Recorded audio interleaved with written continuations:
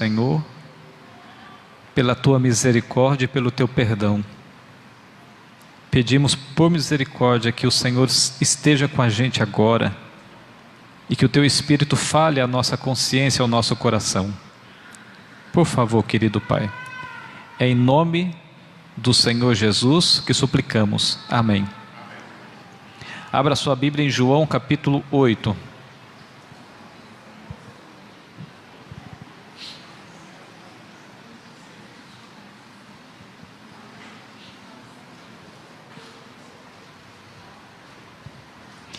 João capítulo 8.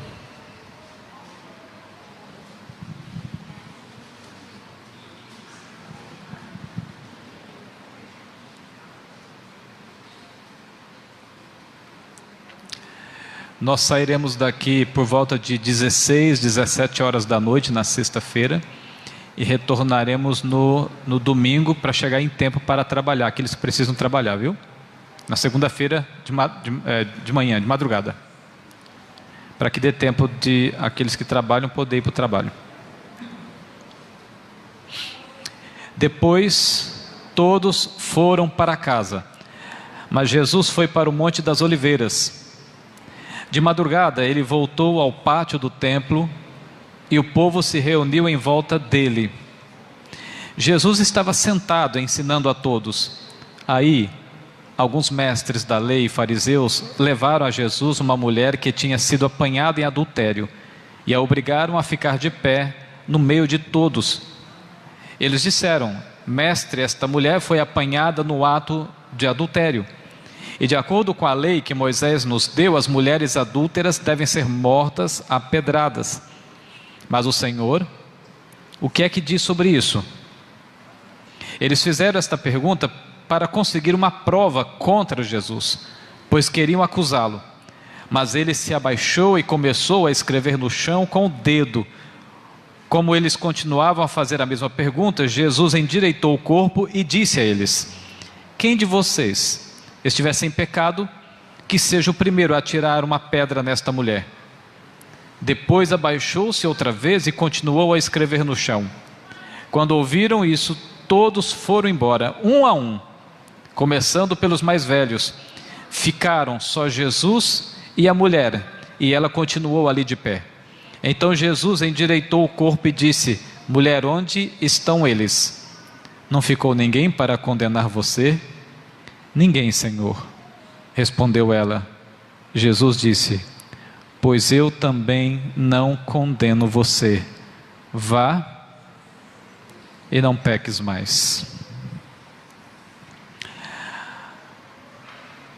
Num desses dias, os fariseus e escribas, eles trouxeram à presença de Jesus uma mulher que foi surpreendida em adultério. E eles, fazendo-a ficar de pé no meio daquela multidão, disseram a Jesus: Mestre, esta mulher foi apanhada em flagrante. E na lei, disseram eles, mandou Moisés que tais mulheres sejam apedrejadas. Diga para nós, o que nós devemos fazer? Amigos, não é falado quando e como essa mulher foi flagrada diretamente no adultério. A princípio, os fariseus se apoderaram daquela mulher. É o que percebemos na história. Trazem-na e fazem-na a ficar no pé do meio de todos ali presentes. Provavelmente, pois, deve-se imaginar um círculo de ouvintes em torno de Jesus naquele momento, naquela circunstância. E diante de Jesus há um espaço vazio no qual é colocada aquela mulher. Em voz alta, eles proclamam a infâmia dela, sendo enfatizada especialmente em tom acusador. O apanhado em flagrante, apanhada em adultério, talvez repetida muitas vezes. E eles afirmaram: Moisés disse que deve ser apedrejada. E essas determinações da lei, conforme eles mesmos disseram, você pode encontrar em Levítico 20, verso 10, e Deuteronômio 22, verso 22 a 24. Portanto, nas mãos deles são obrigações duras da lei. Agora, cabe a Jesus se posicionar. E todos ansiosamente aguardavam a resposta. Eu quero falar então esta noite sobre 7 verdades que nós podemos aprender com esta história. E a primeira delas é que nem sempre o zelo cristão corresponde à legitimidade da fé. Ser zeloso espiritualmente ou zeloso na fé não significa genuinamente legitimidade da fé e da religião. Como em outras histórias da Bíblia que nós conhecemos, especialmente no Novo Testamento, nós vemos um grupo de religiosos aparentemente defendendo a justiça, a lei, a ordem social e o combate severo ao pecado. E não há nada de errado em proteger a ordem, em proteger a lei e combater o pecado. O problema é quando as tábuas da lei se tornam mais importantes do que as tábuas do coração. A lei precisa ser um instrumento para conduzir as pessoas errantes aos pés da graça, aos braços de Jesus Cristo, para ser um instrumento de salvação e não um instrumento de tortura ou de destruição de esperanças. E alguns apreciam em usar a justiça da lei e a ideia do zelo para maltratar. A lei de Deus sem o princípio do amor é morta em si mesma. Por isso Paulo disse que a letra da lei mata. Portanto, ela é morta em si mesma e não pode remediar o problema humano. Mesmo, irmãos, mesmo dentre aqueles que julgam guardar a lei perfeitamente, se é que é possível guardar a lei perfeitamente. Os zelosos ficam até, não todos os zelosos, eu não posso tratar todos de igual forma, mas aqueles que possuem um zelo doentio, se incomodam quando falamos do amor, da misericórdia e da compaixão. Uma vez eu preguei numa igreja no distrito anterior, e eu preguei sobre o amor de Deus e o perdão. Alguém me procurou depois para dizer: pastor, a pregação de hoje foi uma pregação muito infeliz. E eu perguntei por quê?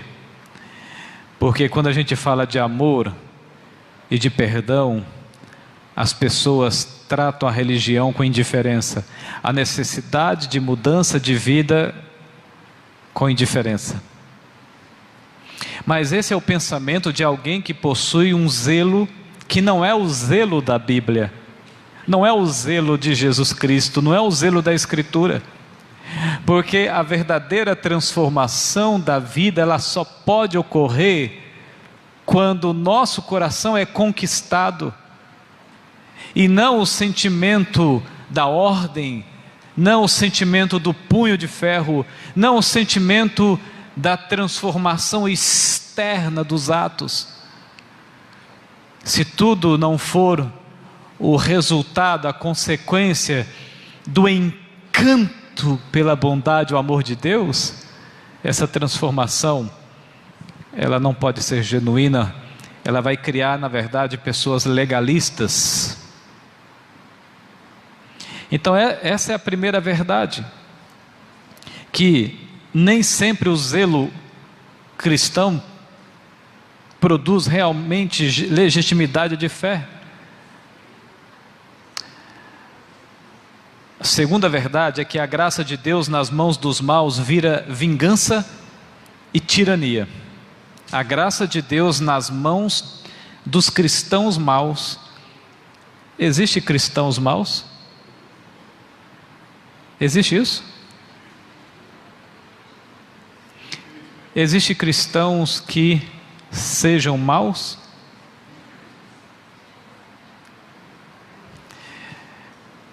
É um paradoxo isso, não é?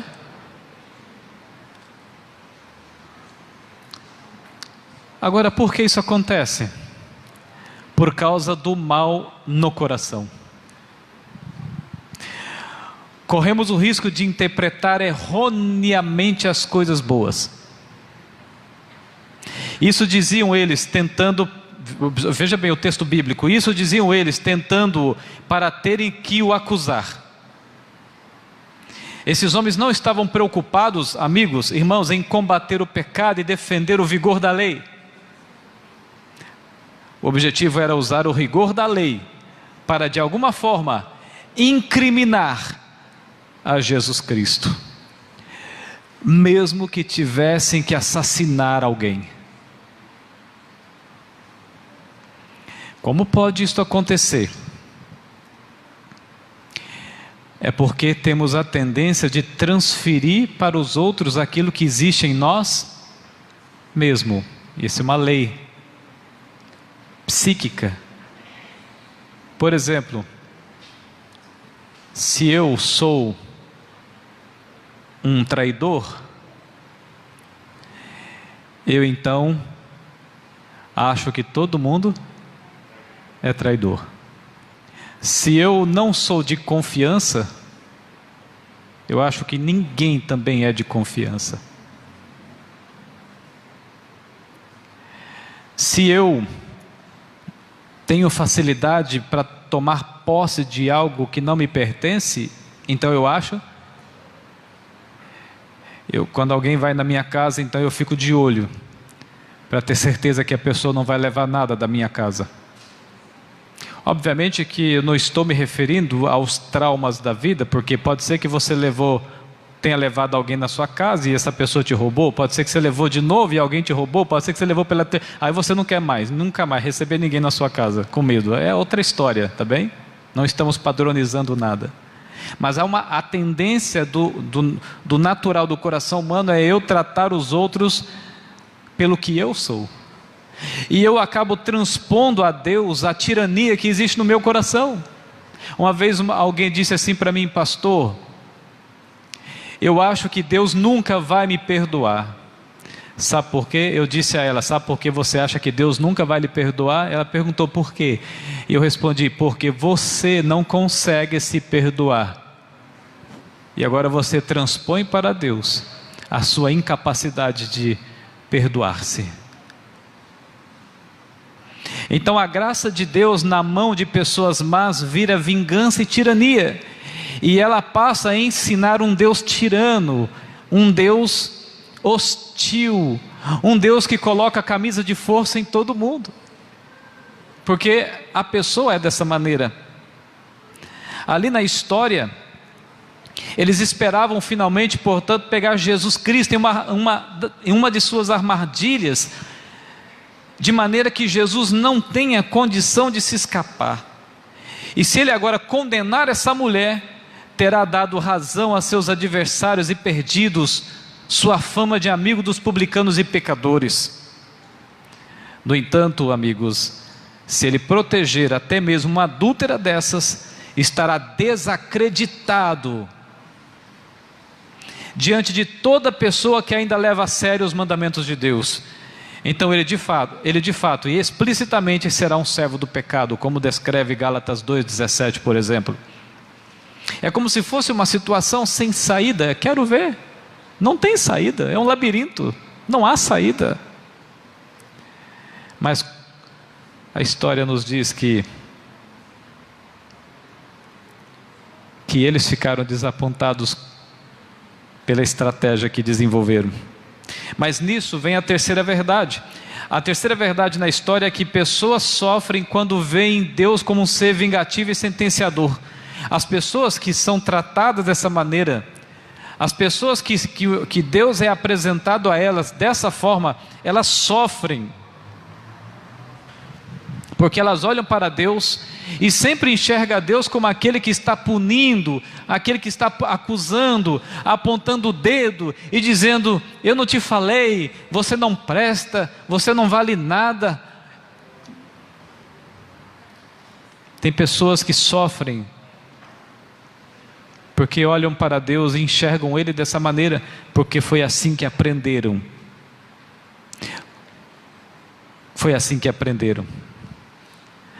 Irmãos, a graça e o amor de Deus nas mãos de religiosos com coração mau, legalista, perfeccionista, essa graça e o amor são transformados em fardos pesados, camisa de força, em tirania e em favor inatingível.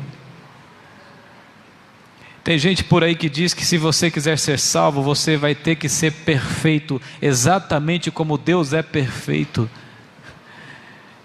O curioso é que nem os anjos no céu são perfeitos como o próprio Deus é perfeito, mas se exige, alguns exigem e criam uma religião de exigência em que eu, para ser aceito pelo céu, para ter o nome no livro da vida, eu preciso desenvolver um tipo de perfeição a nível divino, pleno, absoluto, como é a palavra perfeição na língua latina. Esse é um exemplo de como a gente inventa, faz de Deus um ser inatingível. E as pessoas sofrem por isto. E algumas vão até embora, desistem da igreja, desistem de Deus, desistem de tudo, porque elas olham para o nível e percebem: nunca chegarei lá, impossível, então não vou perder o meu tempo. A quarta lição que podemos aprender é que quando acusamos alguém, revelamos o que há em nós e não o que há em Cristo. Por exemplo, os rabis, como eu já mencionei, eles não estavam preocupados em proteger a lei, ao trazer a mulher a público, porque se eles estivessem preocupados em zelar pela lei, sabe o que eles teriam feito? Cadê o homem da história? Só trouxeram a mulher adúltera. Cadê o homem na história? Porque a lei dizia que o homem também deveria ser apedrejado.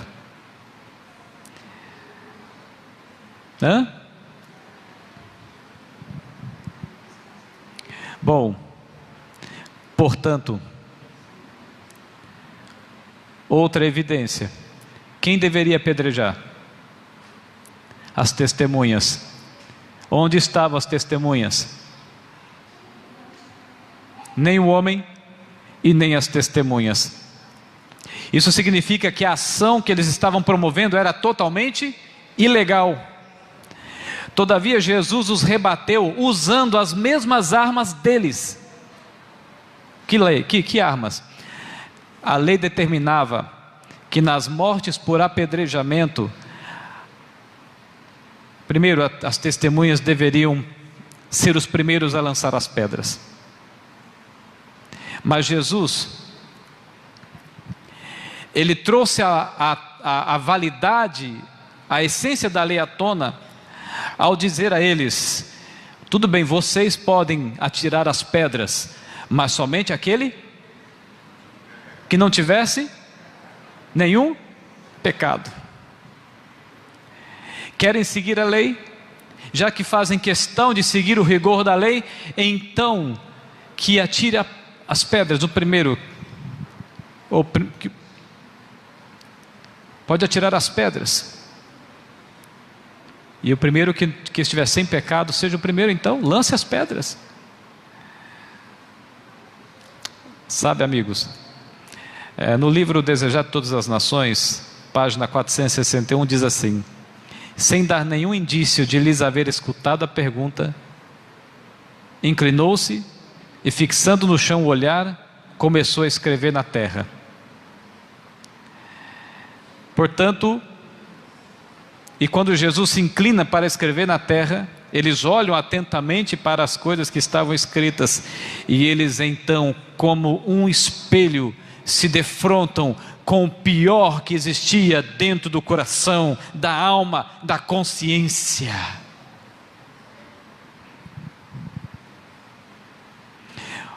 Veja como o Espírito de Profecia declara essa cena. Quando se inclinou a escrever, ficaram assombrados. Eles se retiraram um a um da cena, porque ficaram com medo de ter os seus casos pessoais expostos ao público por Cristo. Se lembraram da pior miséria, se lembraram da sua própria condição. Aterrorizados, ficaram com medo de terem a sua vida errada, miserável, exposta aos outros, uma vez que já estava exposta aos seus olhos e à sua consciência.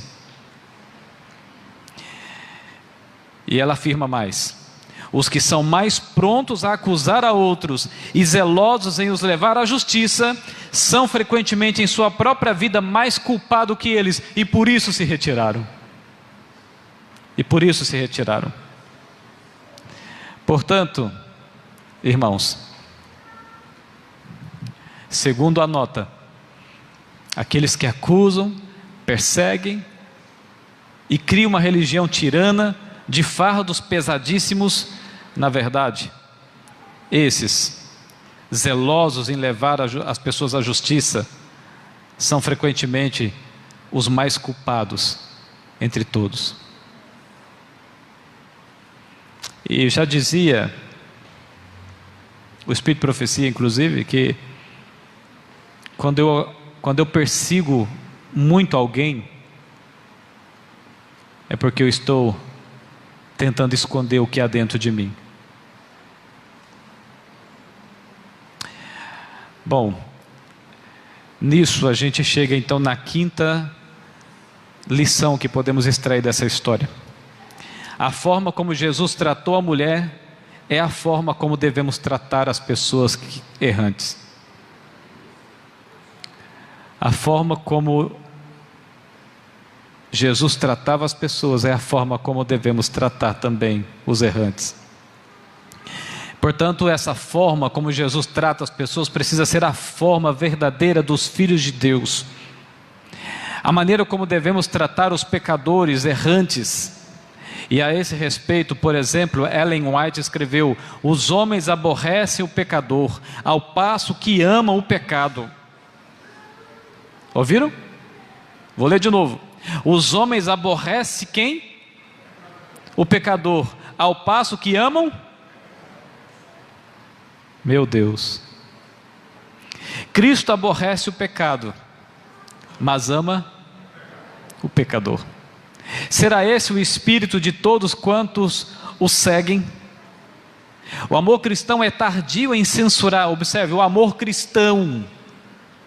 O amor cristão, que é uma exemplificação, ou talvez, quem sabe, uma extensão do amor de Deus. Porque veja, você como cristão, eu e vocês como representantes de Deus na terra, o amor cristão que deve se revelar em nós, deve ser uma extensão do amor de Deus. Ficou claro essa nota? Não é de nós, não é a gente. O amor que devemos expressar em vida aos errantes deve ser uma extensão do amor de Deus através de nós, através de você, através de mim. Amigos, irmãos, Ao a multidão se retirar naquele momento, naquela cena, a mulher então não saiu junto com eles. A mulher não se retirou quando eles se retiraram. A mulher permaneceu. Sabe por que ela permaneceu? Ela poderia ter escapado furtivamente. Poderia ter se escapado naquela ocasião. Mas sabe por que ela permaneceu ao invés de ir embora? Ela permaneceu porque, na verdade, ela sentiu-se em paz na presença de Jesus Cristo. Na presença dos demais religiosos, a mulher se sentia ameaçada, hostilizada. Veja, na presença dos religiosos, na presença daqueles que diziam conhecer a verdade, na presença daqueles que diziam conhecer a lei soberana de Deus, ela se sentia ameaçada, hostilizada e sem esperança. Mas na presença de Jesus Cristo, ela se sentiu acolhida e perdoada. As pessoas têm medo de você. Se as pessoas têm medo de você, alguma coisa está errado com o seu cristianismo.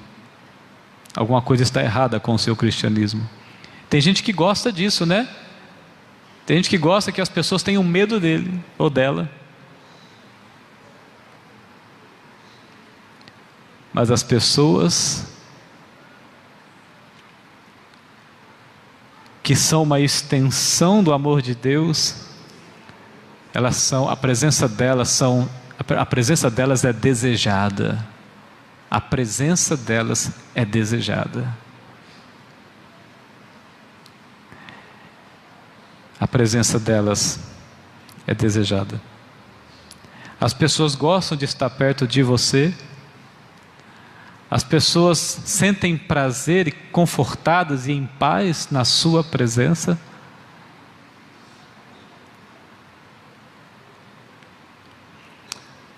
Essas são lições que eu também estou aprendendo, viu? Eu estou primeiro pregando para mim, não é para vocês. Primeiramente eu estou pregando para mim.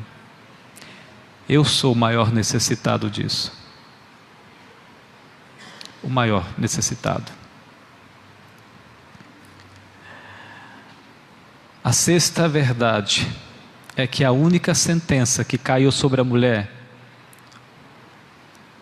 foi a sentença da graça.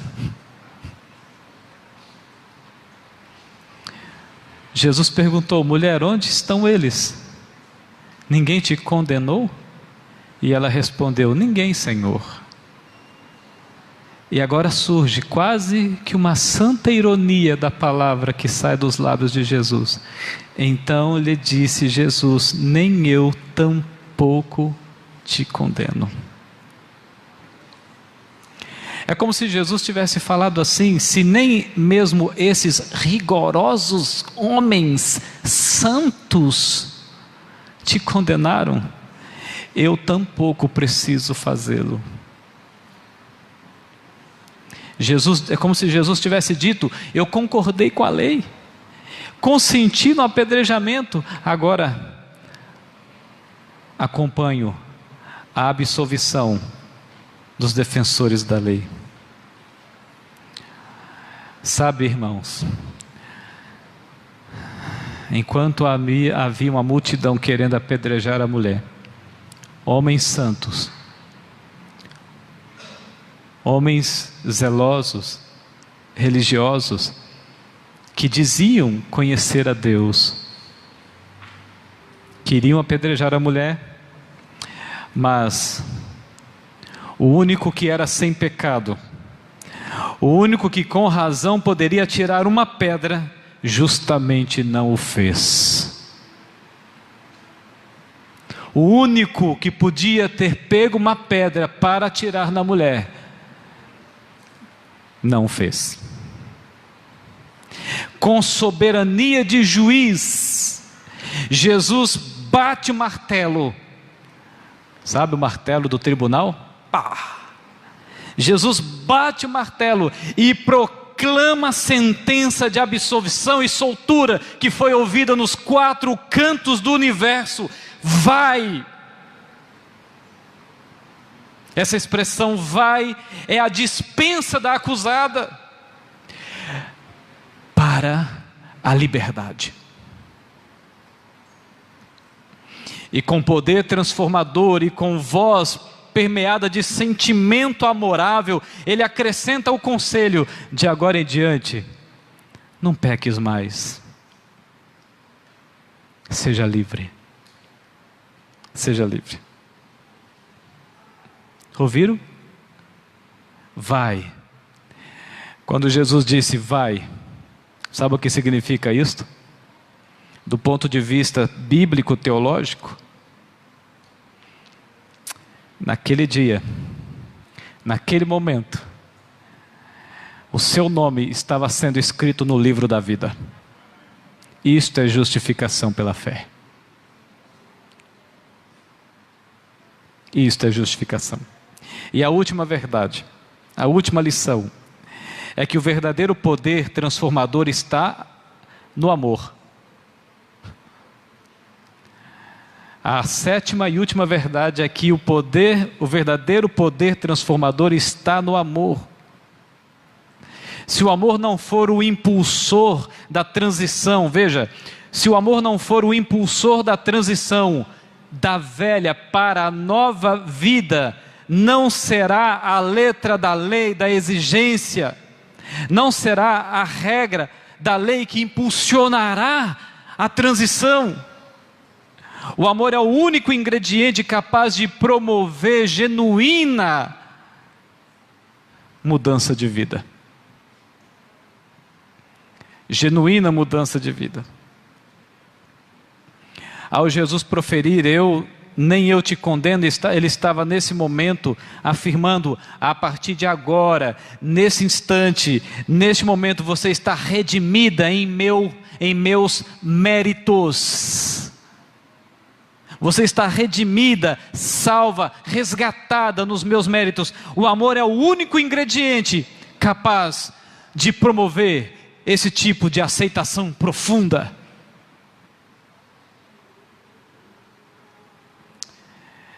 É claro que quando o coração é conquistado pelo amor e a bondade de Deus, nasce de maneira assim vigorosa e poderosa no coração o desejo de ser diferente. É por isso que tem pessoas que, mesmo apesar dos desafios, mesmo apesar dos obstáculos à fé, mesmo apesar da crueldade da vida, das dificuldades que a vida impõe, mesmo assim permanecem firmes como um prego na rocha, porque amam tão profundamente a Deus, obviamente dentro da lei, do princípio de que nós o amamos porque Ele nos amou primeiro, mas o impacto é tão profundo, tão comovente, tão ultra, mega, hiper extraordinário, que a pessoa não consegue mais se dissociar dessa vida tão maravilhosa que é a vida em estar com Cristo. Estar com Cristo. Eu já vi gente numa situação das piores, enfermidade, sendo comida pelo câncer, com a certeza que iria morrer, e dizendo assim: vocês estão tristes por quê? Eu que estou com câncer não estou triste. Por que você não está triste? Por quê? Porque daqui a pouco eu vou ver o meu Jesus Cristo. Isso assombra qualquer demônio. Não assombra ser humano não, isso assombra qualquer demônio. Pessoas que estão dispostas a tudo, mesmo perder a própria vida, para não negar o Deus que elas amam profundamente.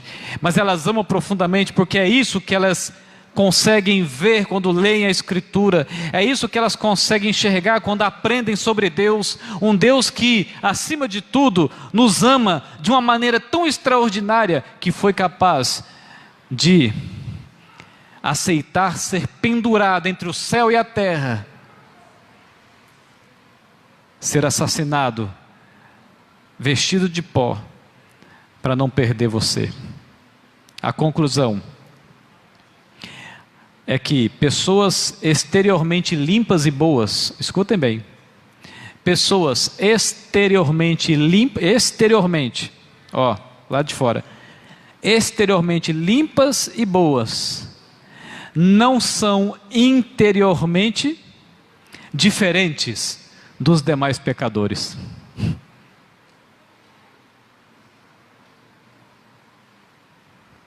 E se alguém aqui não se sente dessa maneira, então eu tenho uma boa nova para você. Você não precisa tomar a Santa Ceia. Se alguém se sente aqui santo o suficiente para não estar na lista de pecadores, então a boa nova é que talvez você não precise mais de Jesus Cristo, você pode ser salvo por si. Amigos, irmãos, é importante lembrar que o orgulho e o egoísmo não são interiormente diferentes. Veja, o orgulho e o egoísmo não são interiormente diferentes dos pecadores manifestos, trazendo profundamente o germe de todos os demais pecados. Portanto, o orgulho e o egoísmo não são tão trágicos quanto o adultério e o roubo, por exemplo. Isso indica que todos nós, então, se interiormente não somos diferentes, se interiormente somos culpados, se interiormente nós somos devedores perante a justiça divina, significa que nesta noite todos nós merecemos ser apedrejados.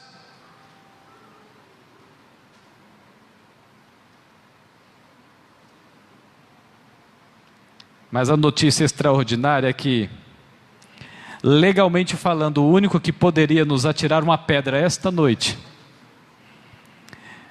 preferiu ser apedrejado por nós ao se oferecer na cruz do Calvário.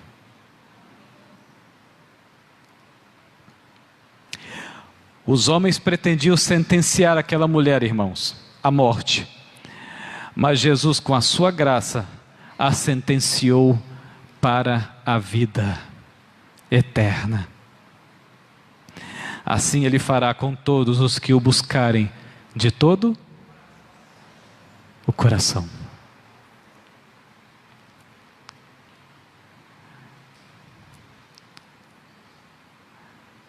Vocês conheceram esse Deus? Sabem o que Ele representa para a sua vida? Ele está aqui essa noite, lendo o seu coração e pedindo para que o Santo Espírito toque-o profundamente a sua alma, para que o desejo, a aceitação profunda seja genuína. Esse é Deus, o mesmo da parábola do filho pródigo, o mesmo que estava no poço de Jacó,